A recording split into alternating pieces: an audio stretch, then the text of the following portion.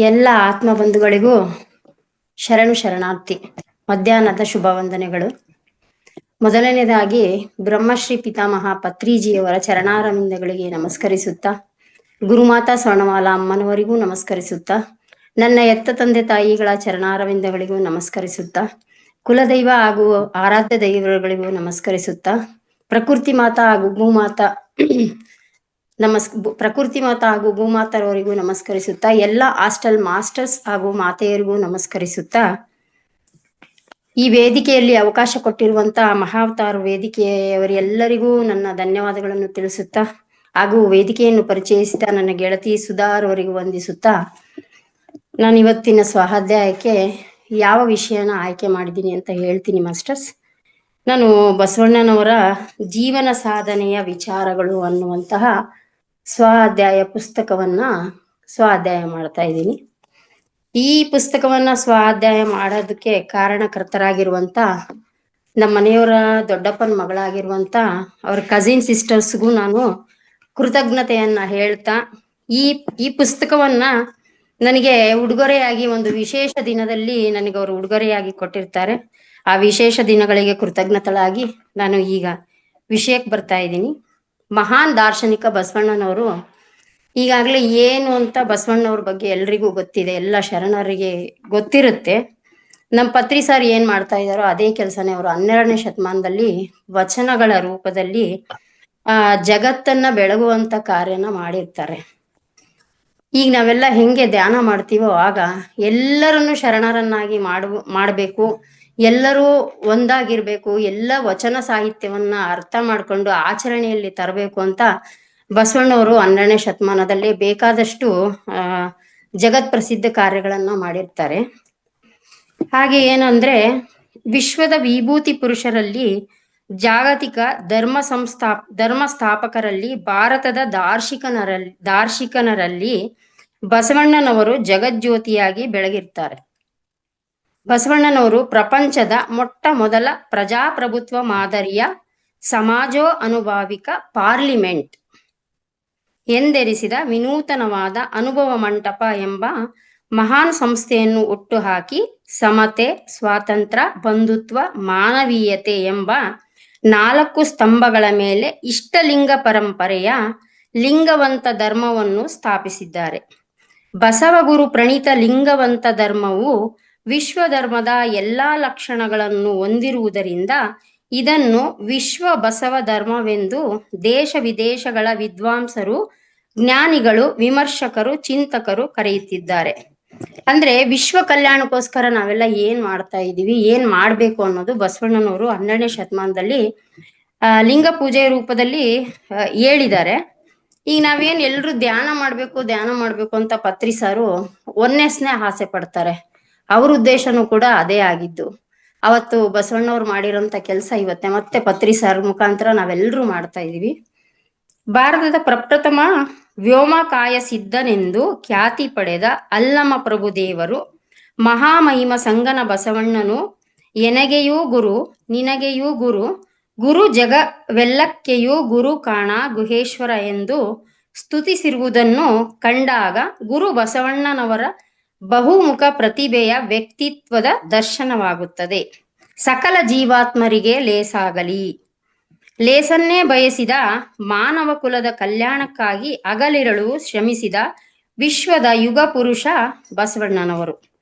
ಪರಮ ದಯಾಮೂರ್ತಿ, ಮಹಾ ಮಾನವತಾವಾದಿ, ಸ್ವತಂತ್ರ ವಿಚಾರವಾದಿ, ಸಮಾಜವಾದಿ, ಸಮತಾವಾದಿ, ಶ್ರೇಷ್ಠ ಅರ್ಥಶಾಸ್ತ್ರಜ್ಞ, ದೀನ ದಲಿತೋದ್ಧಾರಕ, ಸ್ತ್ರೀ ಕುಲೋದ್ಧಾರಕ, ವ್ಯಷ್ಟಿ ಸಮಷ್ಟಿಯ ಕಲ್ಯಾಣಕ್ಕಾಗಿ ಹೋರಾಡಿದ ಮಹಾನ್ ಕ್ರಾಂತಿಕಾರಿ, ಹೊಸ ಧರ್ಮ, ಸಮಾಜ, ಸಂಸ್ಕೃತಿ, ಸಾಹಿತ್ಯದ ನಿರ್ಮಾಪಕ, ಪ್ರಗತಿಪರ ಯೋಜನೆಗಳ ರೂವಾರಿ, ನುಡಿದಂತೆ ನಡೆದ ನಡೆಯಲ್ಲಿ ನುಡಿಯ ಪೂರೈಸಿದ ಪ್ರಾಮಾಣಿಕ ಬದುಕಿನ ಪಾರದರ್ಶಕ ವ್ಯಕ್ತಿತ್ವದ ಮಹಾನ್ ದಾರ್ಶನಿಕರಾಗಿದ್ದರು ಬಸವಣ್ಣನವರು.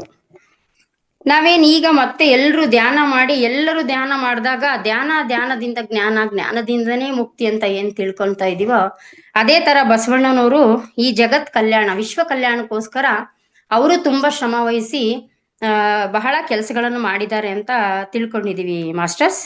ಇಂತಹ ಮಹಾನ್ ಚೇತನದ ಜೀವನ ಸಾಧನೆಗಳನ್ನು ಅರಿಯಬೇಕಾದರೆ ನಾವು ಮೊದಲು ಇದನ್ನೆಲ್ಲ ತಿಳ್ಕೊಳ್ಬೇಕಾದ್ರೆ ಬಸವ ಪೂರ್ವದ ಕಾಲದ ಭಾರತೀಯ ಧಾರ್ಮಿಕ, ಸಾಮಾಜಿಕ, ರಾಜಕೀಯ, ಸಾಹಿತ್ಯಿಕ, ಸಾಂಸ್ಕೃತಿಕ ಪರಿಸ್ಥಿತಿಯ ಅವಲೋಕನ ಮಾಡಬೇಕಾಗುತ್ತದೆ. ಅಂದ್ರೆ ಬಸವಣ್ಣವರು ಏನ್ ಮಾಡಿದ್ರು ಅದಕ್ಕಿಂತ ಮುಂಚೆ, ಅವ್ರು ಬರೋಕ್ಕಿಂತ ಮುಂಚೆ ನಮ್ಮ ಸಮಾಜದಲ್ಲಿ, ನಮ್ಮ ಜಗತ್ತಲ್ಲಿ ಯಾವ ತರ ಬಸವ ಪೂರ್ವದ ಕಾಲದಲ್ಲಿ ಯಾವ್ಯಾವ ಪರಿಸ್ಥಿತಿಗಳು ಯಾವ ತರ ಇದ್ವು ಅನ್ನೋದ್ರ ಬಗ್ಗೆನೂ ನಾನು ಒಂದ್ ಸ್ವಲ್ಪ ತಿಳ್ಸಕ್ಕೆ ಇಷ್ಟಪಡ್ತೀನಿ ಮಾಸ್ಟರ್ಸ್. ಅದರಲ್ಲಿ ಮೊದಲನೇದು ಧಾರ್ಮಿಕ ಪರಿಸ್ಥಿತಿ.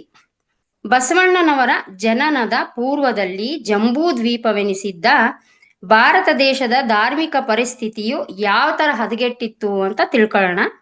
ಧರ್ಮ, ದೇವರು, ದೇವಾಲಯಗಳು, ಸ್ವಾರ್ಥಿ, ಪೂಜಾರಿ, ಪುರೋಹಿತ, ಕಪಿಮುಷ್ಟಿಯಲ್ಲಿ ಸಿಲುಕಿ ಮೂಢ ಸಂಪ್ರದಾಯ, ಕರ್ಮಠ ಆಚರಣೆಗಳ ಶೋಷಣೀಯ ಕೇಂದ್ರಗಳಾಗಿ ಮಾರ್ಪಟ್ಟಾಗಿದ್ದವು. ಭಾರತದ ಅತಿ ಪ್ರಾಚೀನ ಧರ್ಮವೆನಿಸಿದ್ದ ಶೈವ ಧರ್ಮವು ಕಾಲಾಂತರದಲ್ಲಿ ಶಿವ ಪಾರ್ವತಿಯ ಹೆಸರಿನಲ್ಲಿ ವಿಭಜನೆಗೊಂಡು ಅನುಯಾಯಿಗಳು ಶಿವ ಸರ್ವೋತ್ತಮವೆಂದು ಶಿವೋಪಾಸಕರು ಹಾಗೂ ಶಕ್ತಿ ಸರ್ವೋತ್ತಮವೆಂದು ಶಕ್ತಿ ಉಪಾಸಕರು ಸಂಘರ್ಷಕ್ಕಿಳಿದಿದ್ದರು. ನೋಡಿ ಮಾಸ್ಟರ್ಸ್, ಇಲ್ಲಿ ಬಸವ ಪೂರ್ವಕ್ಕಿಂತ, ಅವ್ರು ಬರೋಕ್ಕಿಂತ ಮುಂಚೆ ನಮ್ಮ ಧಾರ್ಮಿಕ ಪರಿಸ್ಥಿತಿಯಲ್ಲಿ ಯಾವ್ಯಾವ ತರ ಏನೇನು ಪರಿಸ್ಥಿತಿ ಹದಗೆಟ್ಟಿತ್ತು ಅಂದ್ರೆ, ಧರ್ಮದ ಹೆಸರಲ್ಲಿ ದೇವರು, ದೇವಾಲಯ, ಸ್ವಾರ್ಥಿಗಳು, ಪೂಜೆ ಮಾಡ್ಬೇಕು, ಪುರೋಹಿತರಾಗಿ ಇರ್ಬೇಕು, ಈ ತರದೆಲ್ಲದ್ರದ್ದು ಮುಷ್ಟಿಯಲ್ಲಿ ಕೆಲವೊಂದು ಮೂಢ ಸಂಪ್ರದಾಯದ ಮುಖಾಂತರ ನಾವು ಅದನ್ನೇ ಆಚರಣೆ ಮಾಡ್ಬೇಕಾಗಿತ್ತು. ಅದೇ ತರ ಅದು ನಡೀತಿರುವಾಗ್ಲೇ ಒಂದು ಪ್ರಾಚೀನ ಧರ್ಮ ಶೈವ ಧರ್ಮದ ಕಾಲಾಂತರದಲ್ಲಿ ಅದು ಬಂದಾಗ ಕೆಲವರು ಶಿವ ಪಾರ್ವತಿಯರ ಹೆಸರಿನಲ್ಲಿ ಅದನ್ನು ವಿಭಜನೆ ಮಾಡ್ತಾರೆ. ಶಿವನ್ನ ಆರಾಧನೆ ಮಾಡೋರು ಶಿವನ್ನ, ಪಾರ್ವತಿಯನ್ನ ಆರಾಧನೆ ಮಾಡೋರು ಪಾರ್ವತಿಯನ್ನ, ಶಕ್ತಿ ಮತ್ತೆ ಶಿವನ್ನ ಇಬ್ರು ಆರಾಧನೆ ಮಾಡ್ಬೇಕು ಅಂತ ಕೆಲವು ಉಪಾಸಕರು ಸಂಘರ್ಷ ಮಾಡ್ತಾರೆ.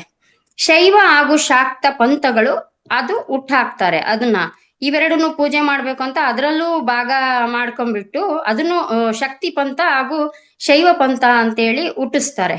ವಿಭಿನ್ನ ಮಾರ್ಗಗಳಲ್ಲಿ ಅದನ್ನ ಸಾಗಿಸ್ತಾ ಇರ್ತಾರೆ. ಶೈವ ಪಂಥವು ಮತ್ತೆ ಉಪಪಂಥಗಳಲ್ಲಿ ವಿಭಜನೆ ಹೊಂದುತ್ತಾ ಅದಂಗೆ ವಿಭಜನೆ ಆಗ್ತಾ ಪಾಶುಪತ, ಲಕುಲಿಶ, ಕಾಪಾಲಿಕ, ಕಾಳಮುಖ ಎಂಬ ಹೆಸರಿನಲ್ಲಿ ಉಗ್ರ ಆಚರಣೆ ಕೂಡ ನಡೀತಾ ಇರುತ್ತೆ. ವಾಮ ಮಾರ್ಗಗಳಿಗೂ ಕೂಡ ಅದು ಹಂಗೆ ಕಂಟಿನ್ಯೂ ಆಗ್ತಾ ಇರುತ್ತೆ. ಶಾಕ್ತರು ಕೂಡ ಪಾರ್ವತಿಯ ಸೌಮ್ಯ ಹಾಗೂ ಸಾತ್ವಿಕ ಉಪಾಸನೆಯಿಂದ ದೂರಾಗಿ, ಈಗ ಶಕ್ತಿವಂತರು ಕೂಡ ಏನ್ ಮಾಡ್ತಾರೆ ಅಂದ್ರೆ, ಈ ಶಕ್ತಿನ ಯಾವ ತರ ಆರಾಧನೆ ಮಾಡಿ ನಾವು ಶಕ್ತಿನ ಹೊಲಿಸ್ಕೋಬೇಕು ಅನ್ನೋದನ್ನ ಬಿಟ್ಟು, ಶಕ್ತಿಯಲ್ಲಿ ಏನಿರುತ್ತೆ ಅಂದ್ರೆ ಸೌಮ್ಯ ಹಾಗೂ ಸಾತ್ವಿಕ, ಪಾರ್ವತಿಯಲ್ಲಿ ಸೌಮ್ಯ ಹಾಗೂ ಸಾತ್ವಿಕ ಗುಣಗಳನ್ನ ಉಪಾಸನೆಯಿಂದಾಗಿ ಅದು ನಮಗ್ ಬೇಕು ಅನ್ನೋದನ್ನ ಕೂಡ ದೂರ ಮಾಡಿ ಉಗ್ರವಾಗಿರುವಂತ ಭದ್ರಕಾಳಿ, ರೌದ್ರಕಾಳಿಯ ರೂಪಗಳನ್ನು ಕಲ್ಪಿಸಿಕೊಂಡು ಅದನ್ನ ಆರಾಧಿಸಕ್ಕೆ ಶುರು ಮಾಡ್ತಾರೆ. ಶಕ್ತಿ ದೇವತೆಗಳಿಗೆ ಆ ಹೆಸರಲ್ಲೇ ಶಕ್ತಿ ದೇವತೆಗಳಿಗೆ ಏನ್ ಮಾಡ್ತಾರೆ ಅಂದ್ರೆ, ಶಕ್ತಿ ದೇವತೆಗಳಿಗೆ ಪ್ರಾಣ ಬಲಿ, ನರಬಲಿ, ಕನ್ಯಾ ಬಲಿ ಮುಂತಾದ ಬಲಿಗಳನ್ನು ಕೊಡುವ ಮೂಲಕ ಹಿಂಸಾ ಮಾರ್ಗವನ್ನು ಆಚರಿಸ್ತಾರೆ.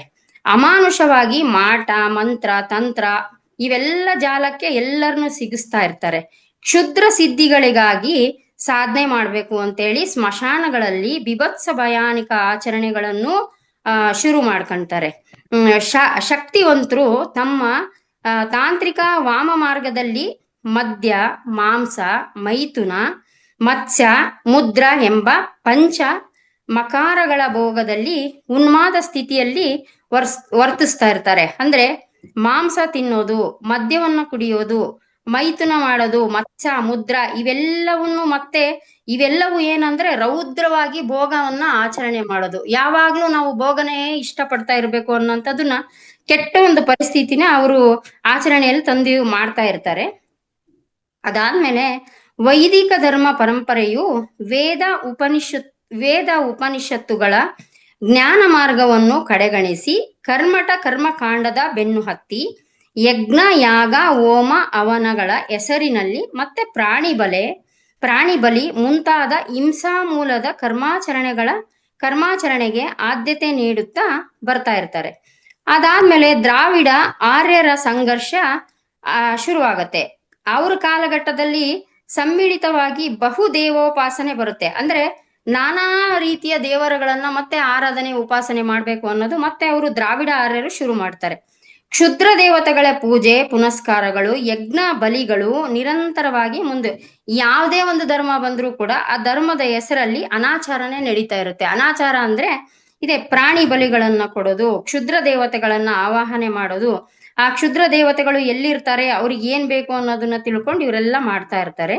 ಧರ್ಮ ದೇವರು ದೇವಾಲಯಗಳ ಹೆಸರಲ್ಲಿ ಅಭಿಷೇಕಾದಿ ಆಚರಣೆಗಳು, ಸಹಸ್ರ ಬಿಲ್ವಾರ್ಚನೆ, ಲಕ್ಷ ಬಿಲ್ವಾರ್ಚನೆ, ಕೋಟಿ ಬಿಲ್ವಾರ್ಚನೆಗಳು, ಆಮೇಲೆ ಪೂರ್ವ ಜನ್ಮ ಪುನರ್ಜನ್ಮ ಕರ್ಮ ಸಿದ್ಧಾಂತಗಳು, ಪಾಪ ಪುಣ್ಯ ಸ್ವರ್ಗ ನರಕ, ದೇವಲೋಕ ಮರ್ತ್ಯಲೋಕ, ಕೈಲಾಸ ವೈಕುಂಠ, ಮಂತ್ರ ತಂತ್ರ, ಜ್ಯೋತಿಷ್ಯ, ಪಂಚಾಂಗ, ಶುಭ ಅಶುಭ, ರಾಹುಕಾಲ ಯಮಗಂಡ ಕಾಲ, ವ್ರತ ನೇಮ, ದೈವವಾದ, ವಿಧಿ ಅಣೆಬರಹ, 108 ಅರಕೆಗಳು, ಪ್ರಾಯಶ್ಚಿತ್ತಗಳು, ದೇವದಾಸಿ ಹೆಸರಿನಲ್ಲಿ ಧಾರ್ಮಿಕ ವ್ಯವಸ್ಥೆಯಲ್ಲಿ ಅಂದ್ರೆ ದೇವಾಲಯಗಳಲ್ಲೇ ಇದನ್ನೆಲ್ಲ ನೋಡಕ್ ಶುರು ಮಾಡ್ಕೊಂಡು ದೇವಾಲಯಗಳಲ್ಲಿ ಆಂತರಿಕವಾಗಿ ವೇಷಾವೃತ್ತಿಯ ಅನಾಚಾರಗಳು ಎಲ್ಲೆಡೆಯಲ್ಲಿ ನಿರಂತರವಾಗಿ ಸಾಗ್ತಾ ಇರ್ತವೆ. ಇನ್ನೊಂದೆಡೆ ನಾಸ್ತಿಕರೆನಿಸಿದ್ದ ಚಾರ್ವಾಕರು ವೈಚಾರಿಕತೆಯನ್ನು ಮರೆತು ಚಾರ್ವಾಹಕರು ಕೂಡ ಅವರ ವೈಚಾರಿಕತೆಯನ್ನ ಮರೆತು ನೀನು ಸಾಲ ಮಾಡಿ ಆದ್ರೂ ತುಪ್ಪ ತಿನ್ಬೇಕು ಅನ್ನೋಂಥದನ್ನ ಅವರು ತಗೊಂಡ್ಬರ್ತಾರೆ. ಯಾವ ತರ ಋಣಂ ಕೃತ್ವ ಘೃತಂ ಪಿಬೇತ್ ಎಂಬ ವಿಕೃತ ಭೋಗಕ್ಕೆ ತುತ್ತಾಗಿರ್ತಾರೆ. ಕ್ರಿಸ್ತಪೂರ್ವ 5ನೇ ಶತಮಾನದಲ್ಲಿ ಉದಿಸಿದ ಜೈನ ಧರ್ಮವು ಅಂದಿನ ಕಾಲದ ಶೈವ ಹಾಗೂ ವೈದಿಕ ಮತ್ತೆ ನೋಡಿ ಇದೊಂದು ಜೈನ ಧರ್ಮ ಯಾವಾಗ ಬರುತ್ತೆ, ಶೈವ ಹಾಗೂ ವೈದಿಕ ಮತಗಳ ಬಹುದೇವೋಪಾಸನೆ, ಯಜ್ಞಯಾಗ, ಪ್ರಾಣಿ ಹಿಂಸೆ ಮುಂತಾದವುಗಳ ಅತಿರೇಕ ಆಚರಣೆಗಳಿಂದ ಎಲ್ಲ ಜಗತ್ತು ರೋಸಿ ಹೋದಾಗ ಇದು ಜೈನ ಧರ್ಮವು ಅಹಿಂಸೆಯೇ ಪರಮ ಧರ್ಮವೆಂದು ಪ್ರತಿಪಾದಿಸಕ್ಕೆ ಅದು ಬರುತ್ತೆ. ಅದು ಕಾಲಾಂತರದಲ್ಲಿ ಅದರಲ್ಲೂ ಕೂಡ ಶ್ವೇತಾಂಬರ ದಿಗಂಬರ ಶಾಖೆಗಳಾಗಿ ಅದು ಬೇರೆ ತರ ಮತ್ತೆ ಮಾರ್ಪಾಟಾಗಿ ಕಟ್ಟುನಿಟ್ಟಿನ ವ್ರತ ಆಚರಣೆಗಳಿಂದ ಜನಸಾಮಾನ್ಯರಿಗೆ ತಲುಪದೆ ಅಂತರ ಅದು ಜನಸಾಮಾನ್ಯರಿಗೆ ಯಾವುದು ಬೇಗ ನಮ್ಮ ಕೈಯಲ್ಲಿ ನಿಲ್ಕೋದಿಲ್ವೋ ಅದು ಯಾವತ್ತು ಬೇಗ ಮುಂದೆ ಬರೋದಿಲ್ಲ. ಅದೇ ತರ ಈ ಜೈನ ಧರ್ಮನು ಕೂಡ ಅಂತರ ಕಾಯ್ದುಕೊಂಡು ಮಹಿಳೆಯು ಮೋಕ್ಷ ಮತ್ತು ನಿರ್ವಾಣ ಹೊಂದಬೇಕಾದರೆ ಪುನರ್ಜನ್ಮದಲ್ಲಿ ಪುರುಷನಾಗಿ ಜನಿಸಿ ಸಾಧನೆಗೈಯಬೇಕು ಎಂಬ ವಿಚಾರದಿಂದಾಗಿ ಸರ್ವರಿಗೂ ಸಮಾನತೆಯ ಆದರ್ಶ ಮತವಾಗಿ ಅದು ಕೂಡ ಉಳಿಯೋದಿಲ್ಲ ಮತ್ತೆ ಬೆಳೆಯೋದು ಇಲ್ಲ. ಅದೇ ಕಾಲಕ್ಕೆ ಕ್ರಿಸ್ತಪೂರ್ವದಲ್ಲಿ ಉದಿಸಿದ ಮತ್ತೆ ಬೌದ್ಧ ಧರ್ಮವೂ ಕೂಡ ಸನಾತನ ದೇವತೆಗಳ ಹಾಗೂ ಯಜ್ಞ ಯಾಗಾದಿಗಳನ್ನು ತಿರಸ್ಕರಿಸಿ ಮಾನವ ಜೀವನದಲ್ಲಿರುವ ದುಃಖ ನಿವಾರಣೆಗಾಗಿ 4 ಸತ್ಯಗಳನ್ನ ಕಂಡುಕೊಂಡು ಅಷ್ಟಾಂಗ ಮಾರ್ಗವನ್ನು ರೂಪಿಸಿ ರಾಜಾಶ್ರಯ ಪಡೆದು ಭಾರತದ ಒಳ ಹೊರಗೆಲ್ಲ ವ್ಯಾಪಿಸುತ್ತೆ. ಕಾಲಾಂತರದಲ್ಲಿ ಅದರಲ್ಲಿ ಹೀನಯಾನ, ಮಹಾಯಾನ ಮತ್ತು ವಜ್ರಯಾನ ಮುಂತಾದ ಶಾಖೆಗಳಾಗಿ ಸಾಮಾನ್ಯ ಜನತೆಯನ್ನ ಮುಟ್ಟಲ್ಲ. ಇದೆಲ್ಲ ನಾವು ಕೇಳೋಕಷ್ಟೇ ಚೆನ್ನಾಗಿ ಆಚರಣೆ ಮಾಡಕ್ಕೆ ತುಂಬಾ ಕಷ್ಟಕರವಾಗಿರೋದ್ರಿಂದ ಯಾರಿಗೆ ಬೇಗ ಕೈಗೆಟಗಿರುತ್ತೋ ಅದನ್ನ ಆಚರಣೆ ಮಾಡ್ತಾರೆ, ಮಾಡ್ಲಿಲ್ದವರು ಅದೇ ತರ ಇರ್ತಾರೆ. ಅದು ಕೂಡ ಮುಂದೆ ಬೇಗ ಬೆಳೆಯೋದಿಲ್ಲ. ಅಲ್ಲದೆ ವೈದಿಕ ಮತ್ತು ಕರ್ಮಠ ಸಂಪ್ರದಾಯದ ಮೂಲಭೂತವಾದಿಗಳು ವಿರೋಧಿಸಿದ್ರಿಂದ ಇದಕ್ಕೆ ತುಂಬಾ ವಿರೋಧ ಬಂದಿರೋದ್ರಿಂದ ಈ ಧರ್ಮವೂ ಕೂಡ ಭಾರತದಲ್ಲಿ ಬೆಳೆಯಕ್ಕೆ ಅವಕಾಶನೇ ಸಿಗೋದಿಲ್ಲ. ಮತ್ತೆ ವೇದ ಉಪನಿಷತ್ತುಗಳ ಜ್ಞಾನದ ಬಳಿ ಬಿಡಿದು ಬಂದಂತ ಗೌತಮನ ನ್ಯಾಯ ದರ್ಶನ, ಕಾಣದನ ವೈಶೇಷಿಕ ದರ್ಶನ, ಕಪಿಲ ಸಾಂಖ್ಯ ದರ್ಶನ, ಪತಂಜಲಿಯ ಯೋಗ ದರ್ಶನ, ಜೈಮಿನಿಯ ಪೂರ್ವ ಮೀಮಾಂಸ ದರ್ಶನ ಹಾಗೂ ಬಾದರಾಯಣ ಉತ್ತರ ಮೀಮಾಂಸ ದರ್ಶನ ಅರ್ಥಾತ್ ವೇದಾಂತ ದರ್ಶನಗಳೆಂಬ ಷಡ್ದರ್ಶನಗಳು ಕೂಡ ಪಂಡಿತೋತ್ತಮರ ಬೌದ್ಧಿಕ ಚಿಂತನೆಯ ಹಂತಕ್ಕೆ ಸೀಮಿತವಾಗಿರ್ತವೆ. ಅಂದ್ರೆ ಮಾಸ್ಟರ್ಸ್ ಇದು ಅವರವರ ಬುದ್ಧಿಮಟ್ಟಕ್ಕೆ ಮಾತ್ರ ವೇದ ಉಪನಿಷತ್ತುಗಳು ನಾವು ವಹಿಸ್ಕೋಬಹುದು, ನಾವು ಅದನ್ನ ಮಾಡ್ಬೋದು ಅನ್ನೋದು ಇಲ್ಲಿಗೆ ಸೀಮಿತ ಮಾಡ್ಬಿಟ್ಟಿರುತ್ತೆ. ಆ ಪಂಡಿತೋತ್ತಮರು ಬೌದ್ಧಿಕ ಚಿಂತನೆಯ ಹಂತಕ್ಕೆ ಅವರೇ ಸೀಮಿತ ಮಾಡ್ಕೊಂಡ್ಬಿಟ್ಟಿರ್ತಾರೆ. ಬ್ರಹ್ಮಸೂತ್ರಗಳಿಗೆ ಪ್ರಸ್ಥಾನತ್ರಯಗಳಿಗೆ ಭಾಷ್ಯ ಬರೆದ ಶಂಕರ ರಾಮಾನುಜರು ಕೂಡ ರಾಮಾನುಜಾಚಾರ್ಯರಂತಹ ಆಚಾರ್ಯರೂ ಸಹ ತರ್ಕಜ್ಞಾನದ ನೆಲೆಯಲ್ಲಿ ಅದ್ವೈತ ವಿಶಿಷ್ಟಾದ್ವೈತ ಮಂಡನೆ ನಿರಸನೆಯಲ್ಲಿಯೇ ಕಾಲ ಕಳೀತಾರೆ. ಯಾರಿಂದನೂ ಏನು ಮತ್ತೆ ವಿಶ್ವ ಕಲ್ಯಾಣವನ್ನ ಮಾಡಂತದ್ದು ತರಕ್ಕೆ ಸಾಧ್ಯವಾಗ್ಲಿಲ್ದಂಗೆ ಯಾವುದೇ ಧರ್ಮಗಳು ಬಂದ್ರೂ ಕೂಡ ಏನು ಮಾಡಕ್ ಆಗ್ತಾ ಇಲ್ಲ ಅನ್ನಂತ ಪರಿಸ್ಥಿತಿನೇ ಧಾರ್ಮಿಕ ಪರಿಸ್ಥಿತಿಯಲ್ಲಿ ಮುಂದುವರಿತಾ ಇರುತ್ತೆ. ಹೀಗಾಗಿ ಪ್ರಾಚೀನ ಶೈವ ಮತ್ತೆ ವೈಷ್ಣವ ಪರಂಪರೆಗಳು ಕರ್ಮಾಚರಣೆಗಳಲ್ಲಿ ನಿರತವಾದರೆ ದಕ್ಷಿಣ ಭಾರತದ ಪುರಾತನರು ಮುಗ್ಧ ಹಾಗೂ ಮೂಢ ಶಿವ ಭಕ್ತಿಯ ಆರಾಧನೆಯಲ್ಲಿ ನಿರತರಾಗಿರ್ತಾರೆ. ಅದು ಯಾವ ತರ ಮೂಢ ಮತ್ತೆ ಭಕ್ತಿಯಲ್ಲಿ ಆರಾಧನೆ ಶಿವನನ್ನು ಮಾಡ್ತಾ ಇರ್ತಾರೆ ಅಂದ್ರೆ, ಸಿರಿಯಾಳ ಚೆಂಗಳೆಯರು ಮಗನನ್ನು ಕಡಿದು ಮಾಂಸದ ಅಡಿಗೆ ಮಾಡಿ ಶಿವನಿಗೆ ಅರ್ಪಿಸಿರ್ತಾರೆ. ಬೇಡರ ಕಣ್ಣಪ್ಪ ಸ್ಥಾವರ ಶಿವಲಿಂಗಕ್ಕೆ ಕಣ್ಣ ಕಿತ್ತು ಅರ್ಪಿಸಿರ್ತಾರೆ. ಸಿಂಧು ಬಲ್ಲಾಳ ತನ್ನ ಪತ್ನಿಯನ್ನೇ ಜಂಗಮನಿಗೆ ನೀಡಿದ್ದು. ಇವೆಲ್ಲ ಎಂತ ಭಯಾನಕ ಕರ್ಮಾಚರಣೆಗಳು ಅಂದ್ರೆ, ಇದು ನೋಡಿ ಕೇಳಿ ಆಚರಣೆಯಲ್ಲಿ ಇದ್ದಂಥವ್ರಿಗೆ ಮಾತ್ರ ಅದ್ರದ್ದು ನೋವು ಗೊತ್ತಾಗುತ್ತೆ ಮಾಸ್ಟರ್ಸ್. ಇದೆಲ್ಲ ಕರ್ಮಾಚರಣೆ ನಡೀತಿರ್ಬೇಕಾರೆ ಒಂದು ಸಣ್ಣ ಬಸವಣ್ಣನವರು ಏನ್ ಹೇಳಿರ್ತಾರೆ ವಚನದಲ್ಲಿ ಅನ್ನೋದನ್ನ ನೆನ್ಪು ಮಾಡ್ಕೊಳ್ಳೋಣ. ಮುನ್ನಿನವರು ಹೋದ ದಾರಿ ಭಯ ಕಾಣಿರಣ್ಣ ಎಂದು ಬಸವಣ್ಣವರು ಆಮೇಲೆ ಬಂದ್ಮೇಲೆ ಹೇಳ್ತಾರೆ. ಅವರು ವಚನದಲ್ಲಿ ಇದು ಎಚ್ಚರಿಕೆಯನ್ನ ಎಚ್ಚರಿಸಿರ್ತಾರೆ. ಇಲ್ಲಿ ಅದನ್ನ ನಾವು ನೆನಪಿಸ್ಕೋಬೇಕಾಗತ್ತೆ. ಇಷ್ಟೆಲ್ಲ ನಡೆದಿರೋದು ಬರೀ ಧಾರ್ಮಿಕ ಪರಿಸ್ಥಿತಿಯಲ್ಲಿ ಮಾತ್ರ. ಈ ಧಾರ್ಮಿಕ ಪರಿಸ್ಥಿತಿಯನ್ನ ನಾವು ಇಷ್ಟೆಲ್ಲ ಕಷ್ಟಪೂರ್ವಕವಾಗಿ ನೋಡಿರ್ತೀವಿ ಬಸವಣ್ಣವರು ಬರಕ್ಕಿಂತ ಮುಂಚೆ. ಅದಾದ್ಮೇಲೆ ಮತ್ತೆ ಪರಿಸ್ಥಿತಿಗಳು ಚೇಂಜ್ ಆದಾಗ ನಾವು ಧಾರ್ಮಿಕ ಬಿಟ್ಟು ಸಾಮಾಜಿಕ ಪರಿಸ್ಥಿತಿಗೆ ಬರೋಣ ಮಾಸ್ಟರ್ಸ್. ಸಾಮಾಜಿಕ ಪರಿಸ್ಥಿತಿಯಲ್ಲಿ ಯಾವ ತರ ಇರುತ್ತೆ ಅಂತ ನೋಡೋಣ. ಭಾರತೀಯ ಕುಟುಂಬ ಸಮಾಜಗಳು ವರ್ಣಾಶ್ರಮ ಪದ್ಧತಿಯ ಧಾರ್ಮಿಕ ನೇತಾರರಿಂದಲೇ ಮುನ್ನಡೆಸುತ್ತಿದ್ವು.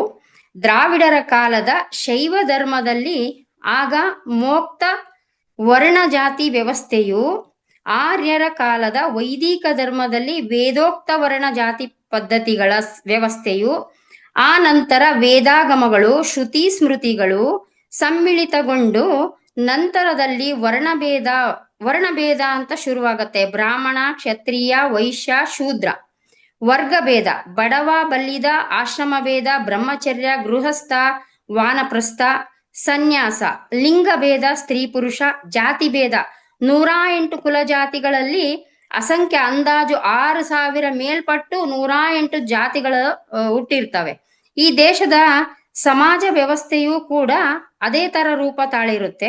ಚಾತುರ್ವರ್ಣ ವ್ಯವಸ್ಥೆಯ ಆಚೆಗೆ ಅಸ್ಪೃಶ್ಯ ಮತ್ತು ದಲಿತ ಪಂಚಮವರ್ಣೀಯ ಎಂಬ ವ್ಯವಸ್ಥೆಯನ್ನು ಮೇಲ್ಜಾತಿಯ ಕರ್ಮಟರು ಹುಟ್ಟು ಹಾಕಿರ್ತಾರೆ. ಪಂಚಮವರ್ಣದಲ್ಲಿ ಅಂದಿನ ಕಾಲದ ಹೊಲೆಯ, ಡೋಹರ, ಸಮಗಾರ, ಮಾದರ, ಮಚಾಗಾರ ಎಂಬ 5 ಚರ್ಮೋದ್ಯೋಗಕ್ಕೆ ಸಂಬಂಧಿಸಿದ ಜಾತಿಗಳ ನಿರ್ಮಾಣ ಬಸವ ಪೂರ್ವದಲ್ಲಿ ಕಂಡು ಬರುತ್ತೆ. ಇದರಲ್ಲಿ ದಲಿತ ಪಂಚಮ ಪರಿಶಿಷ್ಟ ಜಾತಿಯವರು ಕೂಡ ಇರ್ತಾರೆ. ವರ್ಣಭೇದ ಪದ್ಧತಿಯಲ್ಲಿ ಏನಾಗುತ್ತೆ ಅಂದ್ರೆ, ಬ್ರಾಹ್ಮಣ ಮತ್ತೆ ಕ್ಷತ್ರಿಯ, ವೈಶ್ಯ, ಶೂದ್ರ, ಅಸ್ಪೃಶ್ಯ ಎಂಬುದು ಶ್ರೇಣೀಕೃತ ಸಮಾಜ ಪದ್ಧತಿಯಲ್ಲಿ ಮೇಲ್ಜಾತಿಯವರು ಕೆಳಜಾತಿಯವರನ್ನು ನಿರಂತರವಾಗಿ ಶೋಷಿಸುತ್ತಲೇ ಬಂದಿರ್ತಾರೆ. ಇದರಿಂದ ಅಗ್ರಜ ಮತ್ತೆ ಅಂತ್ಯಜ ಎಂಬ ಭಯಾನಕ ಕಂದಗಳೇ ಉಂಟಾಗಿರ್ತವೆ. ಈ ಶೋಷಣೆಗಳಿಂದ ಎಲ್ಲರೂ ರೋಸತ್ತಿ ಹೋಗಿರ್ತಾರೆ. ಶೂದ್ರರಲ್ಲಿ ಉದ್ಯೋಗಗಳ ಆಧಾರದ ಮೇಲೆ, ಅಂದ್ರೆ ಶೂದ್ರರಲ್ಲಿ ಎಲ್ಲರೂ ಬರ್ತಾರೆ. ಅದರಲ್ಲಿ ಅವರವರ ಉದ್ಯೋಗಗಳ ಆಧಾರದ ಮೇಲೆ ರೈತ, ಗಾಣಿಗ, ಬಣಜಿಗ, ನೇಕಾರ, ಬಡಿಗ, ಕಮ್ಮಾರ, ಕುಂಬಾರ, ಪತ್ತಾರ, ಸಿಂಪಿಗ, ಹೂಗಾರ, ಮೇದಾರ, ಕುರುಬ, ಒಕ್ಕಲಿಗ, ಅಂಬಿಗ, ಬೇಡ ಎಂಬ ಜಾತಿ ಮತ್ತು ಉಪಜಾತಿಗಳಾಗಿ ವಿಭಜನೆಗೊಳ್ಳುತ್ತವೆ. ಮತ್ತೆ ಅವರಲ್ಲಿಯೇ ಶ್ರೇಷ್ಠ ಕನಿಷ್ಠ ಅಂತ ಕೂಡ ಇರುತ್ತೆ. ಶ್ರೇಷ್ಠ ವೃತ್ತಿ, ಕನಿಷ್ಠ ವೃತ್ತಿಗಳು ಅಂತ ಕೂಡ ಮತ್ತೆ ಭೇದ ಕಲ್ಪಿಸ್ತಾರೆ. ಪಂಚಮ ವರ್ಣದ ಜನರಾಗಿದ್ದ ಅಂದಿನ ವರ್ಣ ವ್ಯವಸ್ಥೆಯ ಸಮಾಜದಿಂದ ಬಹಿಷ್ಕೃತರಾಗಿದ್ದ ಭಾರತದ ಆದಿವಾಸಿಗಳು, ಅಂದ್ರೆ ದ್ರಾವಿಡ ಮೂಲ ನಿವಾಸಿಗಳು, ಅವರು ಚರ್ಮೋದ್ಯೋಗ, ಅವ್ರದ್ದು ಚರ್ಮ ಉದ್ಯೋಗನೇ ಮಾಡ್ತಾ ಇರ್ತಾರೆ. ವೃತ್ತಿಗೆ ಸಂಬಂಧಿಸಿದವರಾಗಿದ್ದರು. ಮತ್ತೆ ಅವರಲ್ಲಿಯೇ ಎಡಗೈ ಬಲಗೈ ಎಂದು ಮೇಲು ಕೀಳು ಎಂಬ ಭಾವನೆ ಹುಟ್ಟಿಕೊಂಡು ಇಡೀ ಭಾರತದ ಸಮಾಜ ವ್ಯವಸ್ಥೆಯೇ ಹದಗೆಟ್ಟು ಹಳಸಿ ಹೋಗಿರುತ್ತೆ. ಬ್ರಾಹ್ಮಣರು ಭೂಸುರರಾಗಿ, ರಾಜರು ಕ್ಷತ್ರಿಯರು ಪ್ರತ್ಯಕ್ಷ ದೇವತೆಗಳಾಗಿ, ವೈಶ್ಯರು ವ್ಯಾಪಾರ ಮಾಡುತ್ತಾ ಧನಿಕರಾಗಿದ್ದರು. ಮೇಲಿನ ಈ 3 ವರ್ಣಗಳವರ ಸೇವೆಯಲ್ಲಿ ಶೂದ್ರರು ಆ ನಂತರ 4 ವರ್ಣದವರಿಗೆ ಸತ್ತು, ದನ ಹೊತ್ತೊಯ್ದು, ಚರ್ಮ ಸುಲಿದು, ಚರ್ಮ ಹದಗೊಳಿಸಿ, ಮೊಚ್ಚೆ, ಚಪ್ಪಲಿ ಮುಂತಾದವುಗಳನ್ನು ತಯಾರಿಸಿಕೊಡುವ ಪಂಚಮ ವರ್ಣೀಯರು ಶೋಷಣೆಗೆ ಒಳಗಾಗಿರುತ್ತಾರೆ. ಅಂದ್ರೆ ಮಾಸ್ಟರ್ಸ್, ಇಲ್ಲಿ ಎಲ್ಲ ನಾನ್ ಈ ಜಾತಿ, ನೀನ್ ಈ ಜಾತಿ, ನಾನ್ ಅದನ್ನೇ ಮಾಡ್ಬೇಕು, ನೀನ್ ಇದನ್ನೇ ಮಾಡ್ಬೇಕು ಅಂತೇಳಿ ಎಲ್ರು ಯಾವಾಗ ನಾನು ಅನ್ನೋದನ್ನ ತೋರ್ಸಕ್ಕೆ ಶುರು ಆಗ್ತಾರೋ ಅವಾಗ ಮತ್ತೆ ಸಮಾಜದ ಪರಿಸ್ಥಿತಿ ಎಷ್ಟು ಹದಗೆಟ್ಟಿರುತ್ತೆ ಅಂದ್ರೆ ಯಾರ್ಯಾರು ಏನೇನೋ ಮಾಡಕ್ ಶುರು ಮಾಡ್ತಾರೆ. ಚಾತುರ್ವರ್ಣ ಧರ್ಮ ಸಮಾಜ ಪದ್ಧತಿಯಲ್ಲಿ ದಲಿತ ಪಂಚಮರು ಪಶುಗಳಿಗಿಂತಲೂ ಕಡೆಯಾಗಿ ಹೊಟ್ಟೆ ಬಟ್ಟೆಗಳಿಗಿಲ್ಲದೆ ಊರ ಹೊರಗೆ ಕೇರಿಗಳಲ್ಲಿ ಗುಡಿಸಲು ಕಟ್ಟಿಕೊಂಡು ವಾಸ ಮಾಡಬೇಕಾಗಿರುತ್ತದೆ.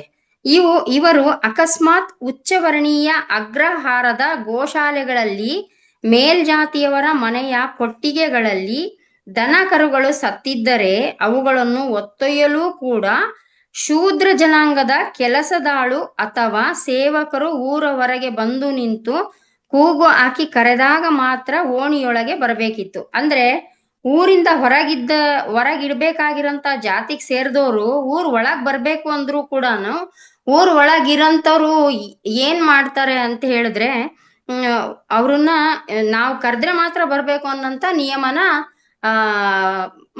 ಪಾಲನೆ ಮಾಡ್ಬೇಕು ಅಂತ ಇದನ್ನ ನಿಯಮನ ಪಾಲಿಸ್ರಿ ಅಂತ ಹೇಳ್ತಾರೆ ಮಾಸ್ಟರ್ಸ್.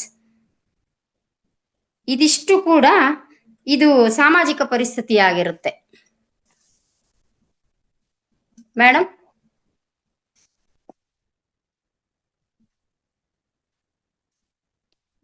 ನಮಸ್ತೆ. ಹೇಳಿ ಮ್ಯಾಮ್. ಮೇಡಮ್ ಮುಂದುವರಿಸಬಹುದಾ ಅಥವಾ ಏನೋ ಪ್ರಶ್ನೆ ಉತ್ತರ ಕಾರ್ಯಕ್ರಮ ತಗೊಳ್ಳಿ ಅಂತ ಬರ್ತಾ ಇತ್ತು? 4:15 ತನಕ ಕಂಟಿನ್ಯೂ ಮಾಡಿ. 15 ನಿಮಿಷ ಪ್ರಶ್ನೆ ತರದವಣ. ಇನ್ನ 15 ದಿವಸ ಕಂಟಿನ್ಯೂ ಮಾಡ್ಲಾ ಮೇಡಮ್? 15 ನಿಮಿಷ ಕಂಟಿನ್ಯೂ ಮಾಡಿ ಮ್ಯಾಮ್. ಆಯ್ತು ಮೇಡಮ್, 10 ನಿಮಿಷದಲ್ಲಿ ಮುಗಿಸ್ಕೊಡ್ತೀನಿ. ಓಕೆ.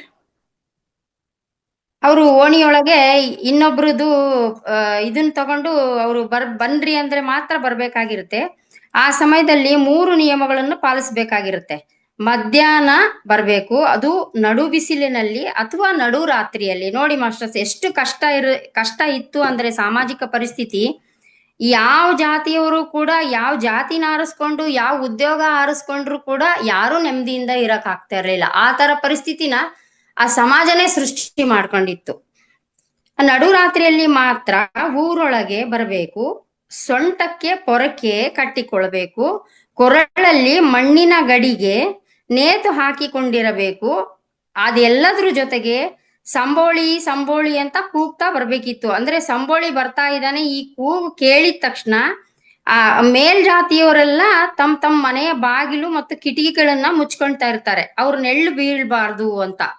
ಅಂತ್ಯಜನು ಮಧ್ಯಾಹ್ನ ಬಂದರೆ ಆತನ ದೇಹದ ನೆರಳು ಆತನ ಪಾದದಡಿಯಲ್ಲಿಯೇ ಇರುತ್ತಿತ್ತು. ಮಧ್ಯಾಹ್ನ ಬಂದ್ರೆ ನೆರಳು ಎಲ್ಲೂ ಹೋಗ್ತಿರ್ಲಿಲ್ಲ, ಅವ್ರ ಪಾದದ ಅಡಿಯಲ್ಲೇ ಇರ್ತಿತ್ತು ಅಂತ ಮಧ್ಯಾಹ್ನ ಬರ್ಲಿ ಅಂತ ಒಂದು ನಿಯಮನ ಹಾಕಿದ್ರು. ಅದಾದ್ಮೇಲೆ ಅವರು ಮಧ್ಯಾಹ್ನದ ಮೊದ್ಲು ಬಂದ್ರೆ ಆತನ ನೆರಳು ಉದ್ದವಾಗಿದ್ದು ಮೇಲ್ಜಾತಿಯವರ ಮನೆಯ ಗೋಡೆ ಬಾಗಿಲುಗಳನ್ನು ಸ್ಪರ್ಶಿಸಿದರೆ ಆ ಮನೆಗಳು ಕೂಡ ಮೈಲಿಗೆ ಆಗುತ್ತವೆ ಅನ್ನಂತ ಮೂಢ ಆಚರಣೆ ರೂಢಿಯಲ್ಲಿತ್ತು. ಅವುಗಳನ್ನು ಆನಂತರ ನೀರಿನಿಂದ ತೊಳೆದು ಮಡಿ ಮಾಡ್ಬೇಕಿತ್ತು. ಆತ ರಸ್ತೆಯಲ್ಲಿ ಸಾಗಿ ಬರುವಾಗ ಆತನ ಪಾದದ ಹೆಜ್ಜೆ ಗುರುತು ಮೂಡಿದರೆ ಆ ಗುರುತಿನ ಮೇಲೆ ಅಕಸ್ಮಾತ್ ಮೇಲ್ಜಾತಿಯವರು ನಡೆದಾಡಿದರೆ ಅವರು ಮೈಲಿಗೆಯಾಗುತ್ತಿದ್ದರು ಅನ್ನಂತ ಕೆಟ್ಟ ಘೋರ ಆಚರಣೆ ಪದ್ಧತಿಯಲ್ಲಿತ್ತು. ಅಂತೆಯೇ ಸೊಂಟಕ್ಕೆ ಪೊರಕೆ ಕಟ್ಟಿಕೊಂಡರೆ ಅವನೇ ಕೂಡ ದಲಿತನು ಸಾಗಿ ಹೋದಂತೆಲ್ಲ ಪೊರಕೆಯು ಹೆಜ್ಜೆಯ ಗುರುತುಗಳನ್ನ ಅಳಸೆ ಹಾಕ್ಬೇಕಿತ್ತಂತೆ. ಆತನಿಗೆ ಅಕಸ್ಮಾತ್ ಕೆಮ್ಮು ಬಂದು ಉಗುಳು ಕಫ ಬಂದರೆ ಆತನು ರಸ್ತೆಯ ಅಕ್ಕಪಕ್ಕದಲ್ಲಿ ಉಗುಳುವಂತಿರ್ಲಿಲ್ಲ. ಅವನು ಉಗುಳೋಕ್ಕೂ ಕೂಡ ನಾನು ಎಲ್ಲಿ ಉಗುಳ್ಬೇಕು ಅನ್ನೋದನ್ನ ಯೋಚನೆ ಮಾಡ್ಬೇಕಾಗಿದ್ದಂತ ಸಂದರ್ಭ ಅದು. ತನ್ನ ಕೊರಳಲ್ಲಿಯ ಮಣ್ಣಿನ ಕುಡಿಕೆಯಲ್ಲಿಯೇ ಉಗುಳಬೇಕಿತ್ತು. ಇಂತಹ ದೌರ್ಜನ್ಯ, ನೋವು, ಅವಮಾನ ಸಹಿಸಿಕೊಂಡು ಸತ್ತ ದನ ಎಳೆದೊಯ್ದು ಊರ ಕೇರಿಗಳಲ್ಲಿ ಚರ್ಮ ಸುಲಿದು ಹೊರಕೇರಿಗಳಲ್ಲಿ ಚರ್ಮ ಸುಲಿದು ಅವುಗಳಿಂದ ಚರ್ಮದ ಚೀಲ, ಚಮ್ಮಾವುಗೆ ಬಾರ್ಕೋಲು, ಮೀಣಿ, ಏತ ತಯಾರಿಸಿ ಮೇಲ್ಜಾತಿಯವರಿಗೆ ಅರ್ಪಿಸಬೇಕಿತ್ತು. ಅವರು ಎಸೆಯುವ ಕಾಸನ್ನು ಹಾಗೂ ತಂಗಳನ್ನ ಹಳಸಿದನ್ನವನ್ನು ಒಯ್ದು ಹೆಂಡರು ಮಕ್ಕಳನ್ನು ಸಾಕಬೇಕಾಗಿತ್ತು. ಇದು ನಿಮ್ಮ ಇಂದಿನ ಜನ್ಮಗಳ ಪಾಪದ ಫಲ ಅಂತ ಅದು ಒಂದು ನಿಯಮನೇ ಮಾಡ್ಬಿಟ್ಟಿದ್ರು ಮೇಲ್ಜಾತಿಯವರು. ನೀವು ಹೀಗೆ ಹುಟ್ಟಿದ್ದೀರಿ, ನಮ್ಮ ಸೇವೆ ಮಾಡಿದರೆ ನಿಮಗೆ ಮುಂದಿನ ಜನ್ಮದಲ್ಲಿ ಸುಖ ಸಿಗುತ್ತದೆ ಅಂತ ಅದು ಒಂದು ಕರ್ಮ ಸಿದ್ಧಾಂತ ಅಂತ ಹೇಳಿ ಕತೆಗಳನ್ನ ಕಟ್ಟಿ ಅವ್ರನ್ನೆಲ್ಲ ನಂಬಿಸಿರ್ತಾರೆ. ಮಾಸ್ಟರ್ಸ್, ಎಂತ ಘೋರ ಪರಿಸ್ಥಿತಿನ ನಾವು ಅವಾಗ ಸಾಮಾಜಿಕವಾಗಿ ಈ ವಿಶ್ವ ಕಲ್ಯಾಣಕ್ಕೋಸ್ಕರ ಯಾವಾಗ್ಲೂ ಯಾವ್ದಾದ್ರೂ ಒಬ್ಬ ಗುರು ರೂಪದಲ್ಲಿ ವಿಶ್ವ ಕಲ್ಯಾಣ ಮಾಡುವಂತವ್ರು ಬರಕ್ಕಿಂತ ಮುಂಚೆ ಇರುವಂತ ಪರಿಸ್ಥಿತಿಗಳನ್ನು, ಯಾವ್ಯಾವ ಪರಿಸ್ಥಿತಿನ ಯಾವ್ಯಾವ ತರ ಎದುರಿಸಿರ್ತೀವೋ ಅವತ್ತಿನ ಸಮಾಜದ ಪರಿಸ್ಥಿತಿ ಬಸವಣ್ಣವ್ರು ಬರಕ್ಕಿಂತ ಮುಂಚೆ ಇದ್ದಿದ್ದ ಪರಿಸ್ಥಿತಿ ಇದು. ಈಗ ಇದೇ ತರನೇ ನಾವು ಧ್ಯಾನಕ್ ಬರಕ್ಕಿಂತ ಮುಂಚೆ ಬೇರೆ ತರ ಇರ್ತೀವಿ. ಧ್ಯಾನಕ್ ಬಂದ್ಮೇಲೆ ಗೊತ್ತಾಗತ್ತೆ ಧ್ಯಾನದಿಂದ ಜ್ಞಾನ, ಜ್ಞಾನದಿಂದ ಮುಕ್ತಿ ಅಂತ. ಮುಕ್ತಿ ಅಂದ್ರೆ ಬೇರೆ ಏನು ಅಲ್ಲ, ಬಿಡುಗಡೆ ಅಂತ ನಾನು ಈಗಾಗ್ಲೇ ಒಂದ್ಸರಿ ಹೇಳಿದೀನಿ. ಎಲ್ಲದನ್ನು ಬಿಟ್ರೆ ಬಿಡುಗಡೆ ಆಗುತ್ತೆ, ಎಲ್ಲದನ್ನು ಹಚ್ಕೊಂಡ್ರೆ ಯಾವಾಗ್ಲೂ ಕೊಂಡಿಯಾಗಿರುತ್ತೆ ಅಂತ ಹೇಳ್ತಾ ಈ ಸಾಮಾಜಿಕ ಪರಿಸ್ಥಿತಿನ ಇಲ್ಲಿಗೆ ಮುಗಿಸ್ತಾ ಇದ್ದೀನಿ ಮಾಸ್ಟರ್ಸ್. ಇದರಲ್ಲಿ ತಪ್ಪುಗಳೇನಾರು ಆಗಿದ್ರೆ ದಯವಿಟ್ಟು ಕ್ಷಮೆ ಇರಲಿ. ಇನ್ನೊಮ್ಮೆ ಎಲ್ಲರಿಗೂ ನಾನು ಕೃತಜ್ಞ ಪೂರ್ವಕವಾಗಿ ನಮಸ್ಕಾರವನ್ನ ತಿಳಿಸ್ತಾ ಇದ್ದೀನಿ ಮಾಸ್ಟರ್ಸ್.